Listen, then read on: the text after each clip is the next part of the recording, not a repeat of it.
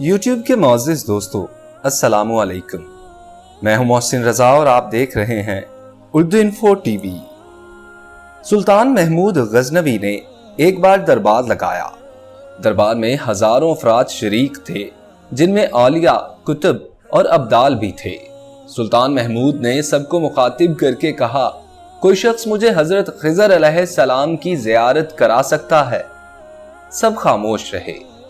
دربار میں بیٹھا ایک غریب دیہاتی کھڑا ہوا اور کہا، میں زیارت کرا سکتا ہوں۔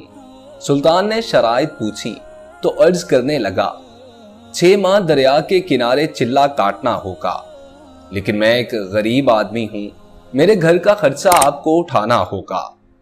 سلطان نے شرط منظور کر دی۔ اس شخص کو چلہ کے لیے بھیج دیا گیا اور گھر کا خرچہ بادشاہ کے ذمہ ہو گیا۔ 6 ماہ گزرنے کے بعد سلطان نے اس شخص کو دربار میں حاضر کیا اور پوچھا تو دیہاتی کہنے لگا، حضور کچھ وظائف الٹے ہو گئے، لہٰذا 6 ماہ مزید لگیں گے۔ مزید 6 ماہ گزرنے کے بعد سلطان محمود نے پھر دربار لگایا اور دربار میں ہزاروں افراد شریک تھے۔ اس شخص کو دربار میں حاضر کیا گیا اور بادشاہ نے پوچھا، میرے کام کا کیا ہوا؟ یہ بات سن کر دیہاتی کہنے لگا، بادشاہ سلامت، کہاں میں گناہ گار اور کہاں حضرت خضر علیہ السلام، میں نے آپ سے جھوٹ بولا، میرے گھر کا خرچہ پورا نہیں ہو رہا تھا، بچے بھوک سے مر رہے تھے، اس لیے ایسا کرنے پر مجبور ہوا۔ سلطان محمود غزنوی نے اپنے ایک وزیر کو کھڑا کیا اور پوچھا، اس شخص کی سزا کیا ہے؟ وزیر نے کہا، بادشاہ سلامت، اس شخص نے بادشاہ کے ساتھ جھوٹ بولا، لہٰذا اس کا گلا کاٹ دیا جائے۔ دربار میں ایک نورانی چہرے والے بزرگ تشریف فرما تھے، کہنے لگے، بادشاہ سلامت، اس وزیر نے بالکل ٹھیک کہا۔ بادشاہ نے دوسرے وزیر سے پوچھا، آپ بتاؤ اس شخص کا کیا کیا جائے؟ دوسرے وزیر نے کہا، بادشاہ سلامت، اس شخص نے بادشاہ کے ساتھ فراڈ کیا ہے، اس کا گلا نہ کاٹو بلکہ اسے کتوں کے آگے ڈالا جائے تاکہ یہ ذلیل ہو کے مرے، اسے مرنے میں کچھ وقت تو لگے۔ دربار میں بیٹھے اسی نورانی چہرے والے بزرگ نے کہا، بادشاہ سلامت، یہ وزیر بالکل ٹھیک کہہ رہا ہے۔ سلطان محمود غزنوی نے اگلے وزیر ایاز محمود سے پوچھا، آپ کیا کہتے ہو ایاز؟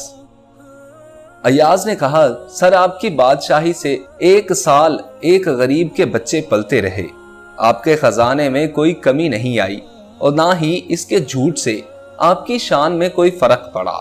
اگر میری بات مانے تو اسے معاف کر دیجیے، اگر اسے قتل کر دیا تو اس کے بچے بھوک سے مر جائیں گے۔